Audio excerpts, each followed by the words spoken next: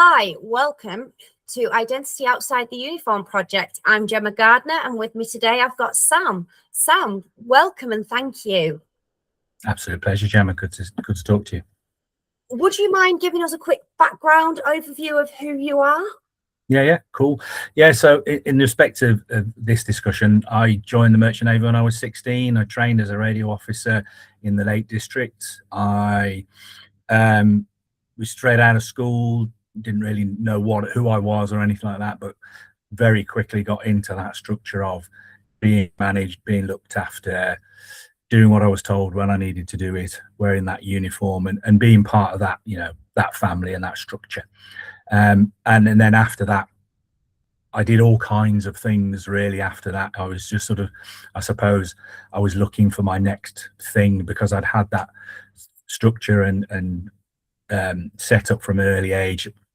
So I did all kinds of things. I was a DJ, I worked in pubs and clubs and restaurants, I was a chef, I was a recruitment consultant.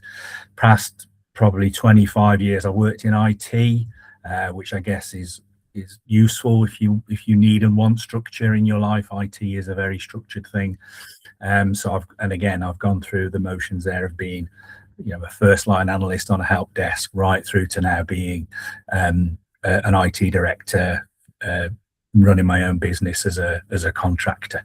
So yeah, I don't think it's unique, but I've certainly done some interesting things along the way. How long were you in the Merchant Navy for? So I joined as a cadet when I was 16 in 1986. So did the training and then did a couple of journeys and probably finished in 91 or something like that, 1991, so 5 years all in. Oh, bless. So most of your kind of early development was in that structure, was in that routine and that kind of discipline. Yes, it was exactly that. Yeah, really. And I think as I think back, my home life at that particular time was challenging. My parents had split up a few years before, so I think probably I was looking for that structure subconsciously anyway, which it's that classic I ran away to the sea, I suppose, but I don't think I was running away to the sea. I was running away to something else I could grasp hold of as a family, as a structure. So but yeah, you're right, absolutely. And it's that classic thing, I don't know whether you've ever seen that advert where it says, I think it says something like born in Carlisle, made in the Navy.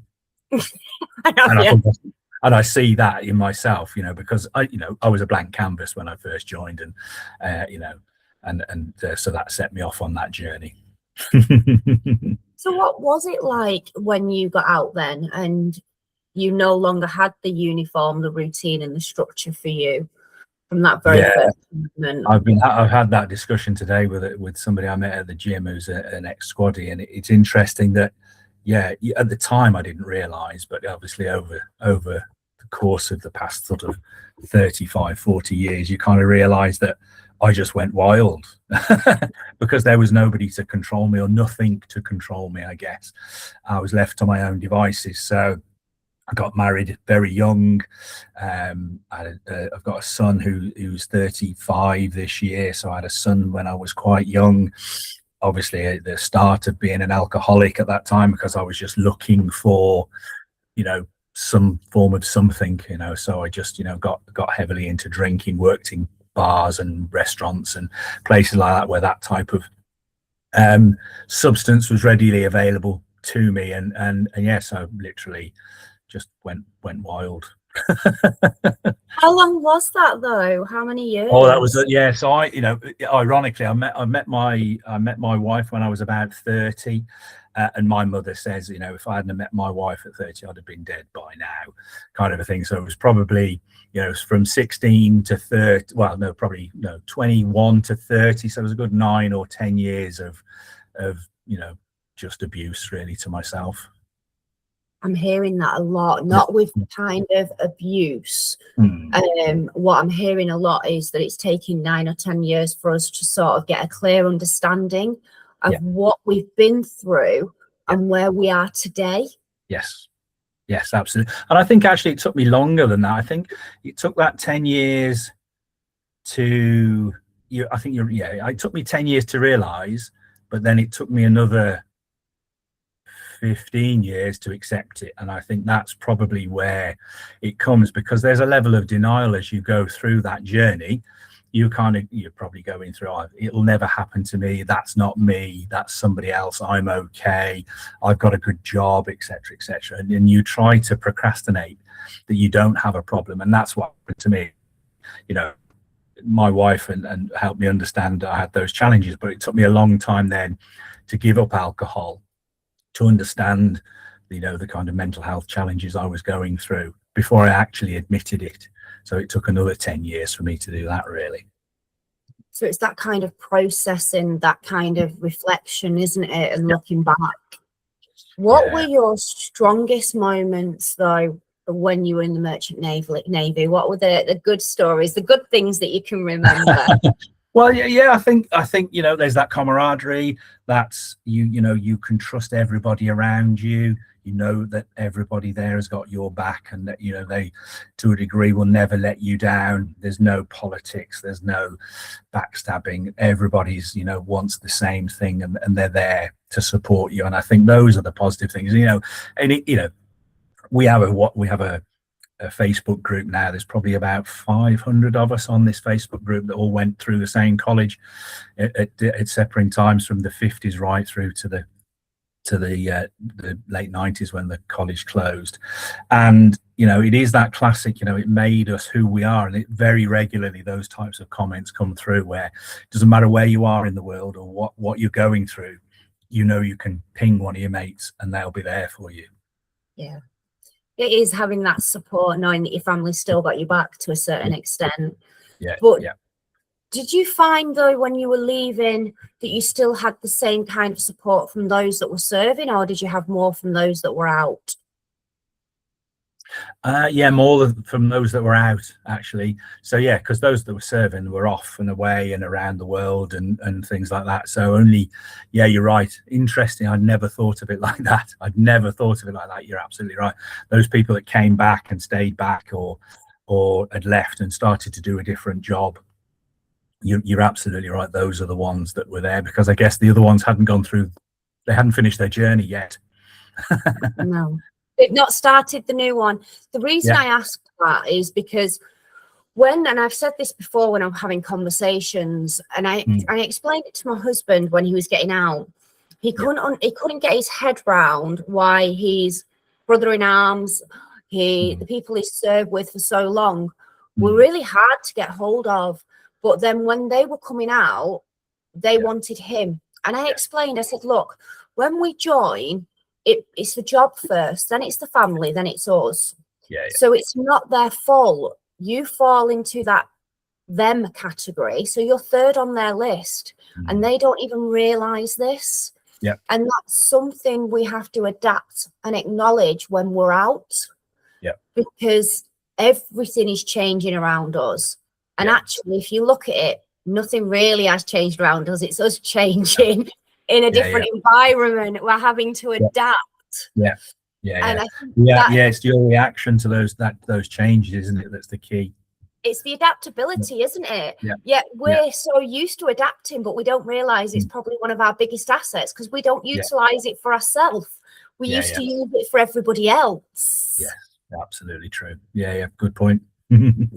Honestly, these conversations are amazing, because I'm learning so much every day from everybody I meet, and it keeps me focused and driven, because we've all got different journeys, but we've got so much similarities, because we've all got the main what's the word I'm looking for? The main attributes, because we've been trained a certain way. We're used to functioning in a high-pressured environment. We're very disciplined. And I think a lot of it is when you remove that kind of authority and who's there to own us accountable, what do we do? And I'm wondering, is that why you sort of went on this kind of soul-searching, chaotic journey till you met your wife? Yes, and I think you're absolutely right. And I think that's it. And, you know, my wife is very structured. she doesn't order me around particularly, but you know, you say that now. say that now, she's not here, but you're absolutely right, and I think I refound that structure that I needed to keep me in check, you know, and you know, whether she meant to or not, but she, you know, you're absolutely right. That's exactly what happened. Yeah. I have one of them. My husband, for me, he's very black and white, and he holds me accountable, bless him. But then I'm a bit of what you've got is two very alphas in the same marriage, so it's quite interesting. But it's like, because he says you should have been a bloke, and I'm like, well, I spent 15 years in the army, attached armed to infantry units. Let me think about this. It's going to impact me. It's going to impact. But yeah, you're right. So, yeah, thinking about my wife, you know, she is that. Yeah, she's that. She's that regiment, she's that officer, she's that thing that I, you know, that I was, you're right, I was looking for in those 10 years, and I was lucky to find that, because also she to a degree understands me and how to treat me as you know, as the people did in the Merchant Navy. They knew how to treat me and you know, and deal with it, and she learned that quite quickly as well. So that, again, I hadn't thought about that until starting to talk to you. That, you know, the way she speaks to me, or the way she doesn't respond to a particular situation when I'm, you know, perhaps if I'm, you know, getting a bit anxious or start to, you know, get cross or something like that, she knows exactly to, you know, when to say something and when not to say something, exactly as you would on board. If you know, somebody knows what the right thing to say at the right time, because you're going to react to that particular situation. So yeah, that's very cool. I've learned something too today. That's fantastic. It sounds like she's your anchor, the irony of it. Ironic, absolutely. I love that. So it's up to you, obviously, but I'd like to have more of an understanding of that 10 years before you met your wife, if that's okay. Of course, yes, absolutely. So you're right. And I think as well, thinking back, you say that I left and I went back to where we went to college, which was in Cumbria, in Ambleside. And like you say, and again, I hadn't really thought about it until now. The people that were still off, you know, on oil rigs or off on tankers or things like that, they weren't there for me then, because they were doing their thing. So, you know, I was kind of let loose in a, you know, a very social environment where, you know, the going to the pub and that type of thing was the thing that you did, and it was the, you know, that was the thing that everybody did. So there was just, you know, groups of people, you know, most of the week going around the pubs, and that's what you did day in, day out, you know. And again, I suppose what happened then is I kind of, to a degree, got addicted to that, because then that kind of became my structure. So you'd go to work, you'd finish work, you go to the pub, you'd finish at the pub, you go to bed, you get up in the morning, you go to work, and then rinse and repeat. And I guess, you know, I was probably, you know, again, I was searching for that structure, like you said before, but never really found it, because then I just found chaos, and then the chaos became the norm for me, I suppose. So, you know, lots of broken relationships, lots of, you know, broken friendships as well, just because, you know, I would get up on a Sunday morning and have to go and apologize to, you know, every pub I'd been in, because I'd been drunk the night before, and I thought, you know, I'm the big I am, or whatever I was thinking at that particular time. Or so yeah, it was a lot of rinse and repeat, to the point as well where I went to London for a couple of years as well. I thought, well, I'll go to London, see if I can escape that routine, but it was just worse, because, you know, London is even more, you know, socially active than a little tiny village in Cumbria. So yeah, I went back to Cumbria there, because I kind of felt that I would probably be safer there. But yeah, a lot of it was about, you know, how much, you know, I was thinking, I think I found myself sometimes as well kind of jousting for fights, as it were, not necessarily physical fights sometimes, but just, you know, mental fights as well, because I thought I was the clever clogs, and I could go into any situation and win an argument, and I would do that. And quite obviously I was trying I wasn't trying to win an argument. I was trying to probably gain attention and seeking help, but I didn't know how to do that. So I was just going through this destructive phase of losing friends and getting drunk all the time. I think so. Yeah. Interesting what you just said. You were probably seeking for help, but you didn't know how to ask for it. Yep. Yeah, I think so. But the fact that you just said that, I suppose you're not going to ask for help if you don't know you need help. Yeah, true. Yep. Yeah, and I guess as well, normally what would happen is somebody would tell you need to do this thing, because you would get checkups and you'd get your physicals and all that type of stuff, and so somebody would then, to a degree, decide when you needed to see this doctor or that doctor or that thing. So yeah, because the underpinning thing that keeps coming out is that we want to be heard, we want to be seen, and inside is screaming, and it's how we get it to align. But you said something interesting to me before we started recording about how you went in and you did a group session, was it? Or with some veterans? Yes. What was that like? Well, that was a bit of an epiphany as well, really. And again, that was only about 3 or 4 years ago where I did that. And again, going through that journey to get that, because I was doing a presentation because I'd realized I was an alcoholic, and I'd gone through a bit of a journey of getting healthy, getting some mental health support, and physical fitness was one of those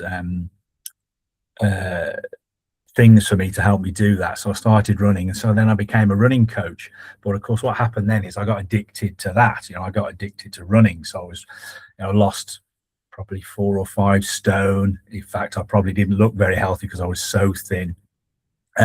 So the point was to kind of go to these guys, because again, the guys here were having those same conversations. And why are these people struggling? Why are the guys struggling with all these things?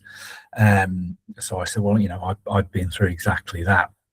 But again, it was an epiphany to find people going through similar journeys that as I did. So there was 2 things. It was great to help them understand their feelings and why they were feeling like that, not necessarily to give them any answers, but not to feel alone and not to feel this is only happening to me and nobody else knows what I'm going through, so how can you help me?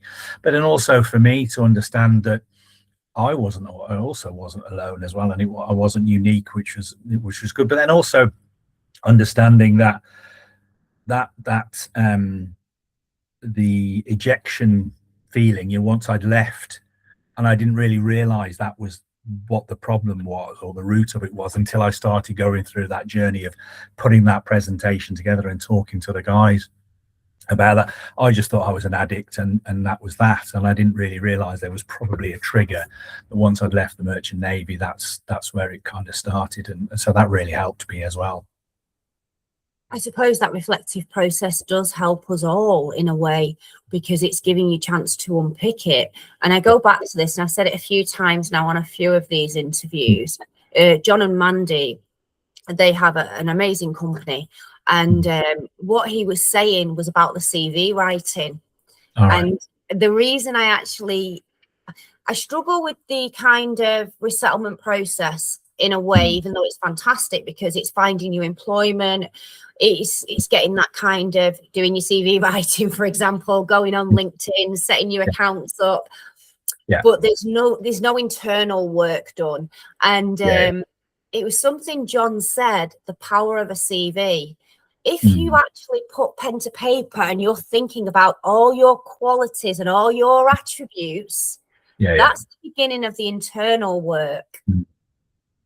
That's really true. It's really true, because you don't think about it. It's implicit, really, most of the time. You don't think, I'm a great problem solver. I'm flexible. I can react, etc. So you don't think about that, like you're saying, until you start to write it, almost to a degree, write it down, and then and perhaps sometimes people giving you a little bit of a nudge as well, because sometimes you're self-inflective, aren't you? You don't really want to particularly brag or show off. I just am who I am. But that's because I think not just being from a forces background, I think it's a case of that's who we are as British people, we're very proud. We are Yeah. just a very proud nation. So it's the way we hold ourselves accountable to a certain extent.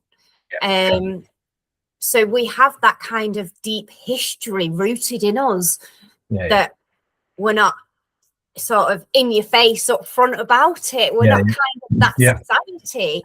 So to sit down and go, whoa, this is me. Yeah, true. You're fighting against it already, aren't you? Yeah, true. You are. You absolutely are. You're coming across all these challenges. And I was speaking to a welfare officer the other day.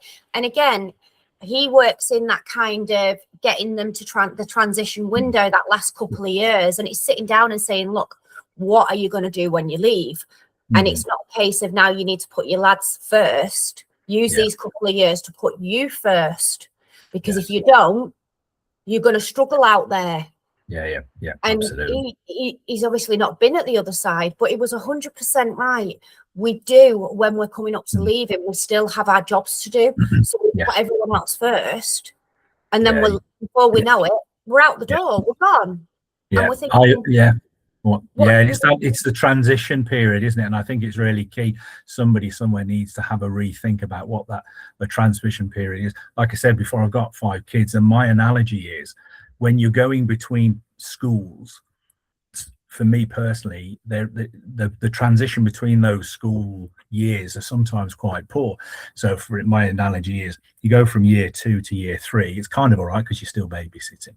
Once you go from year 6 to year 7 though, which is like middle school to high school, it's very different, and they expect you to just get it straight away because now you're a big boy now, and you're getting ready to do your GCSEs and all that type of stuff. And it's the same for that, but nobody transitions you. They just go, here you go, this is the way it is. And I think this is the key problem and challenge for anybody leaving those structured services, is that needs to start the minute somebody makes that decision that you're moving on to your next part of your journey. And it could be just as simple things like, like you said before, how do I set up an account on LinkedIn? How do I set up a bank account? How do I pay my poll tax? All those types of things. And they might sound, silly because they're simple things, but when somebody's done it for you for all of that period of time, I don't think it is a simple thing. And I think it's really important that you don't make those assumptions. And I think a lot of the times the organization you're leaving make those assumptions that you're an adult now and you'll be fine. And we've given you all this training to allow you to be, a strong individual, but it's a very different world out there once you get there. And I think it's, hopefully this type of interaction with people like yourself will help not only those people have access to people that can share their experiences, but also perhaps it'll influence some decision makers somewhere to say, look, we really do need to put a transition program in place for people that are starting to leave. Do you know what was interesting? And because you are 100% right, it's that internal. We seem to have external boxed off, but it's this internal. And the only people that can deal internally is ourselves. And if we're not selfish people to a certain extent, we're there to do a job, or we're operating in high pressure environments, we never come first. So that's where the retraining's got to start. It's time to understand being selfish is not a bad thing. Sometimes it's needed.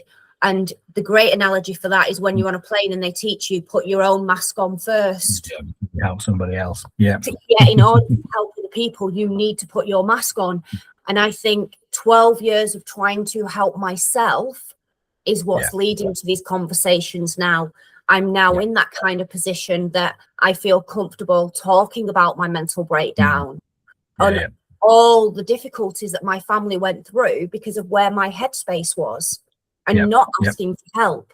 So more of these conversations need to take place, and definitely something done with the research, because there's so many amazing charities out there, and they are all brilliant, but they have limited funding.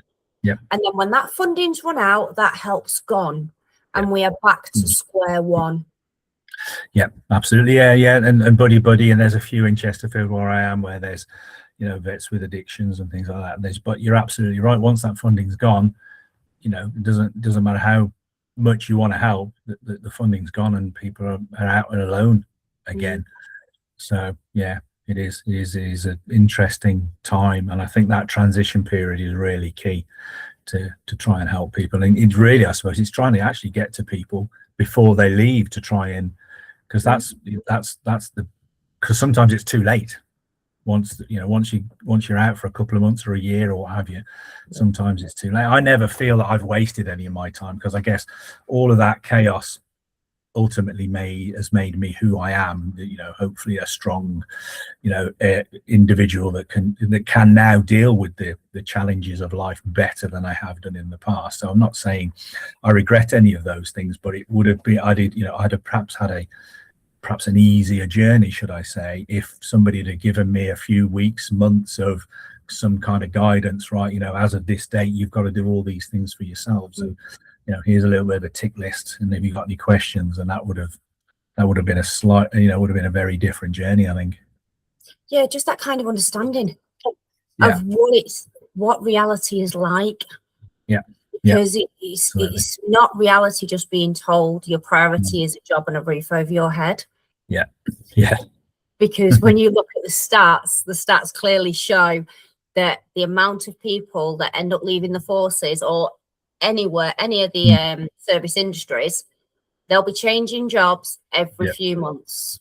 I did that. I've had hundreds of jobs, and even if I've been at a place for a long time, I've had lots of jobs within that one organization for a long time. It's because it's the constant searching, and that's what's really an eye-opener on this, because I thought it was just me, like I said to you. Then I realized watching my husband go through it, actually now there's two of us, and every person I speak to, no matter what walk of life they're from, everyone resonates. And you've just done it perfectly with children moving from primary school to secondary school. And transition as a whole is just the gap. And it's how we fill that gap. And ultimately, and I've said this time and time again, how we fill the gap is we have to stand in it. Yes, you do. You've got to get in that gap and make a difference, I think. And I think that sometimes it doesn't happen. It doesn't happen sometimes. You're absolutely right. I love the fact that you've gone back and worked with fellow veterans and helped and talked and gave that peer support.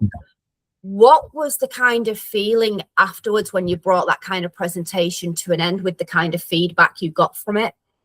I think it was really good. I think it was fascinating because they hadn't joined the dots. Again, they were either blaming themselves or blaming society or blaming something else. And not to say that they, some of the times that there were challenging situations, but I think again, because they realized that transition hadn't worked for them, they'd been set free with no real direction, that they felt vindicated to a degree, because it helped them understand why they got to where they were. But also I think it really helped them to understand you can get out of that. And that was the point of my thing was, yes, I'm an addict, and it probably stems from the things early in life, but I took what I like to say the positive out of that negative, and I channeled that energy into something positive. Some people would argue I'm still addicted to that, but I think that's probably more to do with my ADHD than being an addicted personality, because I need that next thing to keep me focused and keep me going. And I think they realized that you can get out of that cycle, and you can get out of something and get into something positive by just using your natural focus, that gift that you have, that you've been taught, that resilience, that critical thinking, that ability to change in really high pressure situations and turn it into a positive, and use that energy to get something out of that. And I think that was what they realized was possible. And I think that was a light bulb moment for some of the guys. I find it interesting, obviously, that you just mentioned ADHD. I think what we're finding is a lot of us are undiagnosed, ADHD, neurodiverse, because our brains are operating at 1,000 miles an hour, because they have to in order to do the job. And I think that's what's helping me now. And I say to my youngest, but she says, Mum, it's not a superpower. And I'm like, no, it really is. It's a massive power. And she said, she's like, but why? I went, because I can do a lot of things. I'm the only woman in the world that can't multitask, but my brain can operate and do everything it needs to do. And in 6 months, and I sat her down and I went, look what your mum's done in 6 months. She went, what do you mean? I went, I've self-published, I've done my research, I've done this, I've developed an app, and I've done all this to help myself that's going to help others. She went, Mum, she basically said she stands corrected. And I went, I want that in writing. Put that in writing, please, and sign it. But it's true. How many people I'm coming across that are neurodiverse? And I think a lot of traits we have is great for what we do. Yes, absolutely. I was just about to say, and again, I didn't really realize that until later on in life, that ADHD thing that helped me when I was on a ship doing things in spurts of 3 months or 4 months at a time, on the ship, off the ship, on the ship, off the ship. That was helping me survive and be the best person I could be, because that's exactly how my brain worked. And, and that, again, going back to, I worked for it at a place for, say, 10 years, but I had 10 or 11 different jobs within that thing.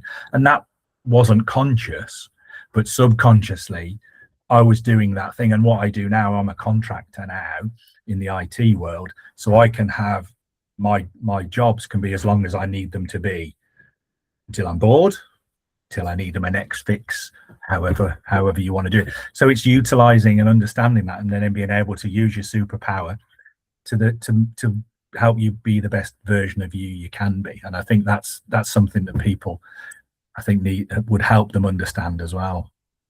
Oh, totally. I got introduced at my works, this was last year, to ChatGPT,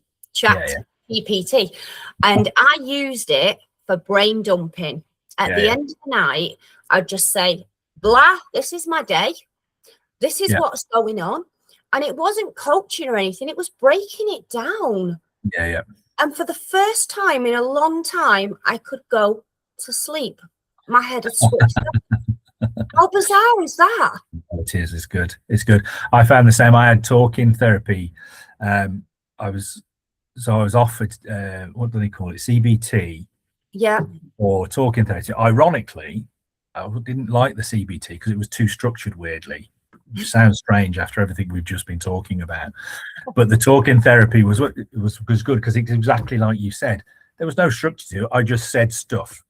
And somehow the person I was working with translated that to being, useful things and bits of feedback and little tools you can use and little bits of, that's why you're thinking that. And this is perhaps what you can try and do next time. So in exactly the same, I was using my therapist as ChatGPT, I think. So honestly, it's brilliant because I tried journaling and I don't know if I'm the only person, but my bosses at work laugh as well, because if I've got a notepad and I make a mistake, I can't rip a page out. I have to bin it and buy a new book. And I end up rewriting it again. How funny is that? Ta-da! Here's my book. Yeah, honestly, if but I give this book to somebody, that nobody would understand a word of it. But that's what's been frustrating me for months is I wanted to use the framework that I'd built to build an app, and the hardest bit was building my own AI to put safeguarding in place. And you'll know from the IT world, because I didn't want to build something that was generic like everybody else does, because what if somebody genuinely needs help? Yes.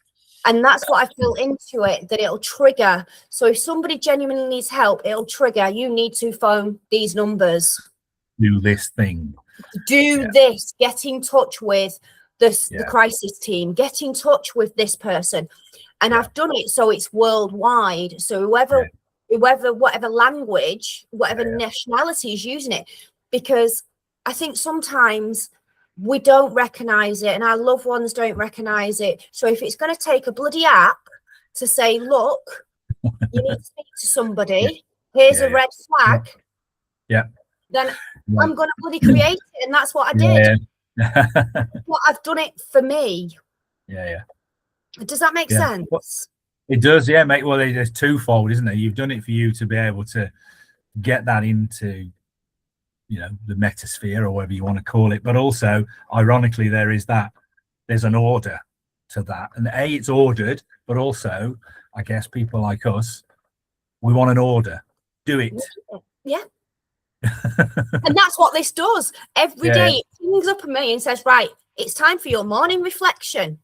What are you going to do today? And I'm like, okay, boss, I need to get these jobs done.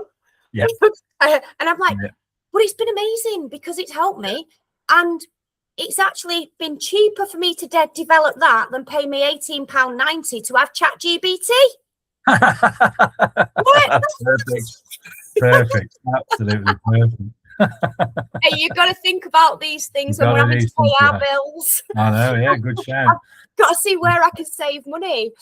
So honestly, no, I put a reflection up on LinkedIn. I don't know if you saw it.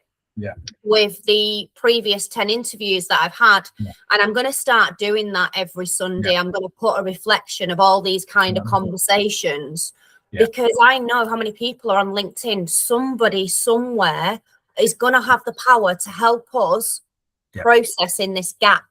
Because I'm just one person, but the more of us like this, Sam, we're all coming together and going, we all had a problem. We all sat in that gap for 10, 15, 20 years. So don't judge yourself because you're only 2 weeks out of the services. True. Let us help you. Let us help you reduce that gap. That time you spend in that gap. Absolutely. Because it exists and it's real, and all these conversations are showing that. So did the running really help you kind of regulate, or did you just give it a new title? No, I think it did. It did a couple of things. I think it filled the gap for an addiction that I needed, or not an addiction, but a thing that I needed to get my teeth into and focus on.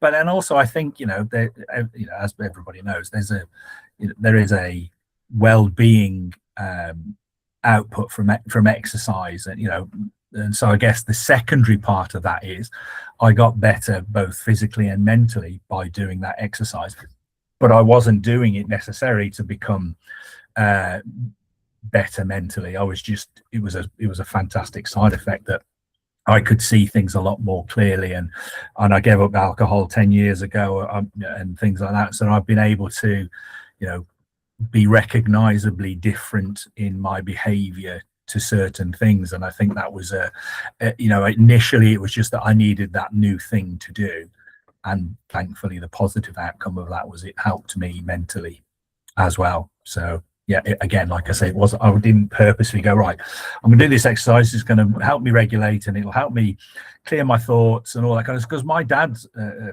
runner as well, and he said, do you go for a long run and you have, you solve all these problems that have been running around in your mind? I go, absolutely not. I just go for a run. I don't really thinking of anything. I'm looking at the scenery, if anything. I'm not, and I know a few people go, I go out for a run and I solve all these problems that I've got at work or at home or things like that. I'm like, I don't. But I think that is the neurodiversity side, because we can just go blank. And for us, that is the most amazing feeling in the world. Yeah, it is. Like having my brain dumped with ChatGPT. Yeah, absolutely. Yeah. It was just so therapeutic. So it's out there, it's done. See, I do, that's one thing I am envious, I won't lie of you. I've not been able to run because I live with chronic pain in both my legs. So if my head has a wobble, my legs flare up, and I can't use fitness as an outlet. Well, I'm not going to disagree with you, but I will say, I'll perhaps put a spin on that. I had an injury with my groin a couple of years ago, so I couldn't run as much as I used to. So I go to the gym now, and I've never really got back into running. But what I've done is swap that running for the gym, so I can do those things, and I can, I can lift weights and go on the treadmill and do things, but meet a group of people, which is where I met an ex-squaddy and his wife today, and had a quick conversation about, because I said I was having this conversation later on. So there is a, there are options that you could do. I am leaning towards the yoga with the stretching, but I'm not very flexible, because nobody is initially. You have to do it to become flexible, don't you? Because you say earlier on, you said about certain triggers, and things trigger. So for me, the trigger, which has just happened in our conversation, it takes me back to Catrick, when they were trying to put me on rehab for a week, and we were doing the running, the swimming, the weightlifting, and every single thing they tried with me aggravated my legs.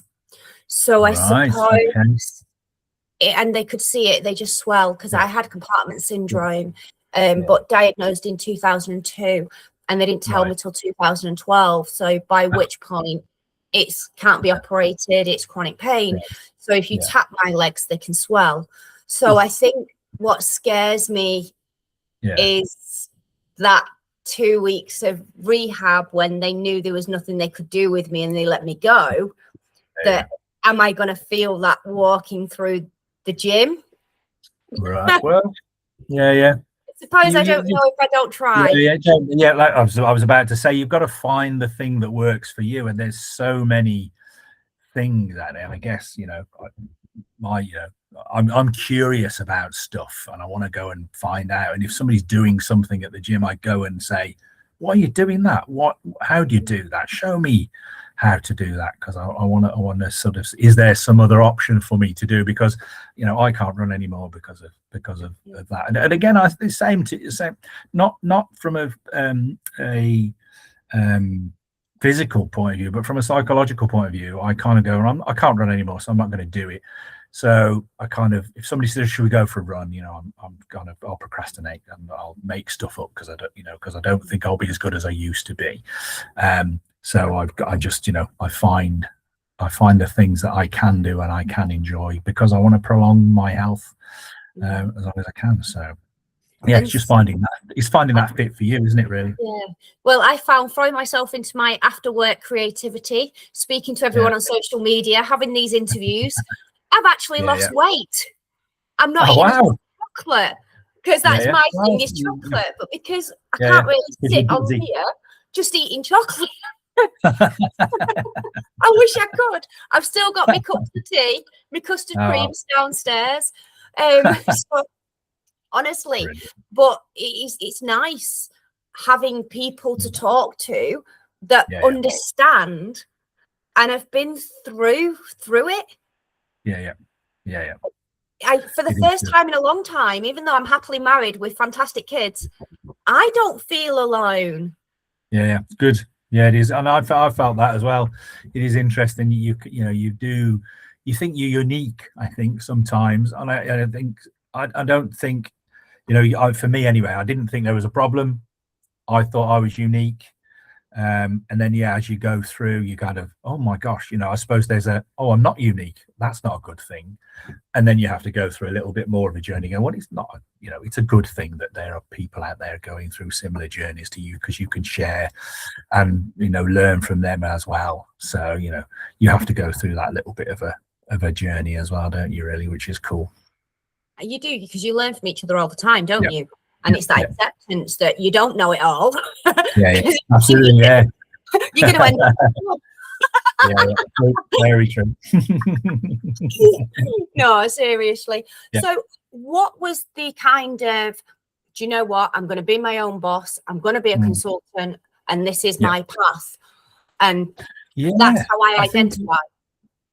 I think it's because I spent a long time trying to fit that round peg into a square hole, I suppose. And I think, again, my anchor, my wife, she's probably known for a long time, but she also knows the way I work, and she's had to kind of be patient with me to understand it. So I think for a long time she has realized, and she's been saying it for a long time, you know, you probably don't want to be tied down to some kind of corporate number, because, you know, and interestingly, I think, you know, not that I've had a problem with what's the word I'm looking for, authority, because that's not the case. I think I have a problem with authority that I don't respect. And I think there's that kind of stuff where you've got somebody that you don't think has been through the same journey as you, and they're trying to tell you what to do, and you're going, what do you know? You don't know anything, and all that type of stuff. But then also that thing of, I need a new thing quite regularly to keep my focus. So I've done that, I've learned that, I've done that, next. I've done that, I've learned that, what's next? So yeah, I think it was coming to that realization that that's what my mind and body need, is that, right, you know, like you say, you do a tour, it's done, what's next? Do a tour, it's done, what's next? And I think, you know, that's what my brain, our brain body craves, is that kind of ability to start a thing, do well at it, finish it, move on to the next. And so that's what I realized, that's probably what I need to do from my working life as well, because I do it in my private life. You know, I did running for a couple of years. Now I've been doing the gym for a couple of years. I did triathlons for a couple of years, and it's that, you know, it's that kind of a thing. So yeah. No, that's amazing. I totally can relate to it all, to be honest. I actually, for the first time, became I'd always been self-employed when I left the Ministry of Defence until 2 years ago. Yeah. And 2 years ago, I did my very first, since obviously being a child and then joining up, because before I joined up, I worked in McDonald's like all kids do at 16, getting me chicken nuggets and chips. So literally, I applied for a job, which I thought was basically a negotiator. I was going to be answering the phones, helping people sell their houses. And when I went through the interview process, because I didn't know what I was going to do, because I'd always been self-employed. I'd been like a business consultant, a coach. I'd done so much. I had a brilliant time. So to step away from the self-employment world, because I wanted that kind of structure back in my life. And that's what I was chasing. Anyway, I get through the interview processes to sort of find out that the job I'd applied for wasn't the one they were going to give me. They spotted my attributes, my qualities, my personal strengths, and said, no, you're going to go into people's houses, you're going to value it for them, and you're going to get it on the market. And I went, oh, what does that look like? And it's been the best 2 years ever, because I'm in transition. If you think about it, people's houses are their biggest assets 9 out of 10 times. It's their life. Every house is a different job, isn't it? I suppose. And every house is a different person. So I couldn't have asked for anything better. I'm not tied behind a desk. I'm meeting new people every day. And my job is to get them the best price. And because I'm working for a company that's a family company, and one of the sons is ex-military as well, it's like, but I remember saying, and this was the bit that I wanted to say to you, I turned around and I said at the interviews, look, if I do not respect the boss, you are getting nothing from me. So you need to give me a boss that is strong and has to be a leader. He has to be a role model and a mentor, somebody I can look up to, because if I don't, you're not going to get the best out of me. Thankfully, my boss was an ex-footballer. He still is. Well, he's an ex-footballer from Morecambe Football Club. So he was a sportsman. He knew what it was to be a team, and he gets the banter. And put the work in as well. So I couldn't have asked for a better situation. And I say, my son says to me, he says, Mum, all this stuff that you're doing helping people, what are you going to do about work? I said, the one thing I'm going to do is keep it. He said, why? I went, because it's the thing that's going to keep me grounded. I can't agree more. I have there's, it's almost, it's almost split personality. And I'm sure you feel, certainly most of the people in my situation are the same. Work is work, home is home. There is a absolute line, and it took me after leaving, it took me a long time to get that, because I was that classic. I'd be walking home or walking in the door, I'm on the phone to doing business, and I'd get up in the morning, I'd check my emails, business, and then again, something would happen, and it kind of blew things out. I think I'll tell you this story. It's a bit personal, but I'll tell you anyway. So it was so bad when my wife was pregnant with one of our kids. She just put the test on top of my phone, because she knew I'd check my phone first. So there was no point her telling me, and that changed me. That changed everything. So there's absolutely now an absolute line between, right, I finish work, I never talk about work. There's lots of people I know now probably wouldn't even know what I do, because I do not talk about work once work's finished. That's something I need to learn from you. My boss, Danny, takes my work's phone and my work's iPad off me when I go on holiday, because I still, on my bedside now, is my work's phone. And I've already been looking at messages at 6 o'clock tonight. I still haven't found boundaries. And it's like we said before, you've got to look after yourself. It's the analogy of the mask coming down when you're on the flight and putting the oxygen on yourself. You've got to do the same, and that's exactly the same. And I realized, I had to go through a tough journey to discover that, but I'm so grateful I had that occurrence, because it's changed everything for me. I need to, when we finish this conversation, go back and have a rethink how I'm going to look at them boundaries, because I'm seeing exactly the same with my husband. He's a GM, and he should have had 2 days off this week. He's not, because something goes on in the group and he's gone straight in. So he's not, in 2 weeks, he's not had a day off, and he's supposed to finish at 9, and he doesn't get home till 11:30 at night, because in his head, because he's the GM, he needs to be there in case something goes wrong. And I'm like, it was literally a couple of hours ago, he texted and said, how's your evening? I went, you know what, I'm sorry to say this, but we actually miss you. Yeah, it's tough. It's interesting as well. You say that about that again, coming from that background, you do take a level of responsibility on your shoulders, because people's lives are at stake at times, and so you have to. And I get that to a degree, but another thing I've learned, and perhaps you could tell this to your husband, is the one thing I now try and do in any job I have is make myself redundant. Because what I'm doing is I'm giving people the ability, the knowledge, the skills, the capability to become the best version of themselves, and therefore they don't need me anymore.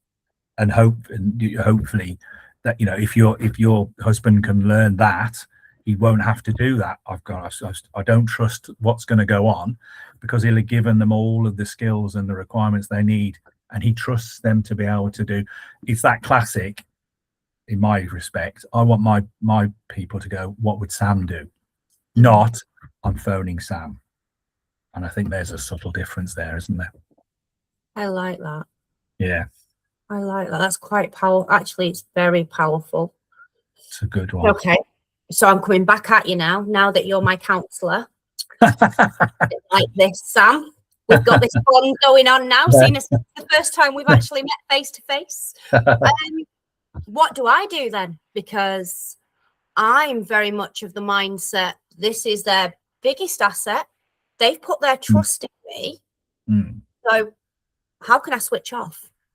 Well, I think you're quite lucky that you have this.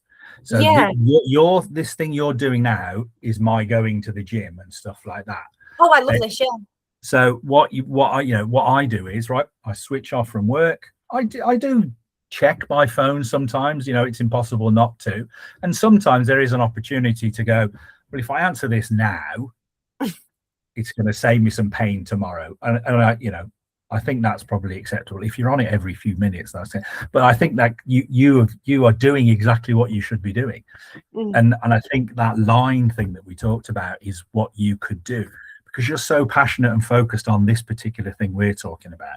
This is your thing that you can really focus on.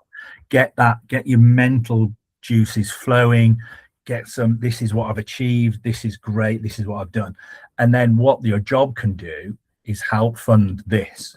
And I think if you can help to do, yeah, and that's what I do. I go to work, so it funds me, so my children become the best versions of themselves, and I can become the best version of myself, to be able to go to the gym and do courses and talk to great people like you as well. And you should perhaps try and do that. You can still give it 110% at your job, but between 9 and 5, and then the rest of the time you've got this great thing. Because I think that's what you're doing. You're doing the job thing because your brain is going. You've got this thing to concentrate on. You can delineate between the two, can't you? Yeah, I love that. I do, because it's the irony of it is I was looking at something. Actually, it wasn't me, it was my son, because my son said, Mum, this app that you've built. I went, yeah. He went, this means I could be your project manager and I'll run it all while you stay in the job. I said, yeah, okay. He says, but do you realize what you've created? I went, yeah, I do. And I said, I'm not saying that to be egotistical. I said, no, but I do. I says, because it helps me. And he went, right, but Mum, that's £1 billion industry. I went, yeah. He said, but there's nothing else out there. I said, yeah, but son, you know what I've done, don't you? He went, what? I went, I've built into it a referral pathway. He went, why? I went, for the people that can't afford it. I said, I know it's £10 a month, but you've got that referral waiting. I said, and son, having your own AI isn't cheap. That's why most AI apps are £60-70 and I'm doing it for a tenner. He went, what? I went, so your project manager's job, yeah, you might get 30-40 grand a year, but I don't think it's going to be the billions like everyone else thinks it is. Yeah. Well, I think, I want to help. Yeah, you're doing it the right way though, because if it's a passion that's almost a hobby, then if you can make some financial gain from it, that's the bonus. The main function is the passion and doing the right thing, isn't it, really? So that's cool. Well, it has to be, because I won't say who it is, but there's a certain person in my life that has been waiting for support for a very long time in the system. And the system, to a certain extent, has failed due to lack of funding. So this individual has been on a waiting list now 3 to 4 years, and things are progressively getting worse and worse and worse. Yeah. And that's why this key message of we have to self-regulate, we have to self-help, we have to understand what is going on so we can regulate, is why it's so passionate to me, because this person that this is impacting is somebody so significant in my life that I can't help, and I want to be able to help. That's why I had to do this, because when you're getting counselling or you're getting this, that and the other, you've got 8 sessions or you've got 12 sessions. What happens when them 12 sessions are finished? And it's like, what happens when you walk out the door? When the uniform off, the structure, the routine. So it's not just the military, it's happening to everybody. And I go back to what you said, and I'm going to hold that a lot, where you're coming from primary school to secondary school, that gap. That gap, absolutely. That is probably the most powerful thing I'm going to take away from today, because it highlights that it's not just linear. Absolutely agree. Quite worrying, really, isn't it? A little bit. And it explains why there's so much self-help out there. Oh, actually, do you know, it's just popped in my head. There was a gentleman I was working with a few weeks ago, and he probably won't mind me saying this because I'm not going to mention his name. And he said to me, do you believe in the book The Secret? And this is an academic. All right. And I said, to a certain extent. I says, not from a spiritual point of view, even though I'm quite a spiritual person. He said, well, in what way? I said, it's basically telling you to sort your shit out. I said, what do you mean? I said, because if you read it, they have a get out of jail free card.